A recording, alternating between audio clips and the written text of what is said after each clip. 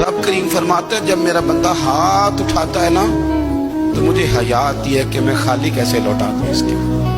इतने बड़े बादशाह की बारगाह में, ओ भाई लोगों से इज्जतें तलाश करते हो तो वो क्या तुम्हें इज्जत देंगे? वो तो कल अच्छा कहते हैं, परसों बुरा कहने लग जाते हैं। लोगों के सामने गुड बुक में आना चाहोगे तो वो तो सवेरे तुम्हारे बारे में कुछ कहेंगे, शाम कुछ और कहेंगे। अपनी रूहानी जिंदगी आबाद करें, अपने मुसल्ले को वक्त दें और दुनिया से छुप कर, इस मोबाइल को बंद करके और अपने आप से भी छुप के और तन्हा होके छुपा के सारा कुछ अपने आंसू अपने रब की बारगाह में पेश करें, उसके हुजूर हाजिरी दे। सुनो ना तिरमिज़ी की हदीस और इसे याद रखना।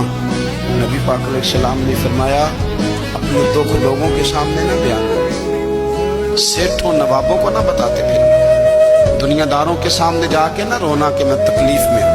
और मैं अगर दुनियादारों को दुख बताओगे, रब तुम्हें कभी गनी नहीं करेगा। और लोग हैं कि उल्टा मजाक उड़ाएंगे,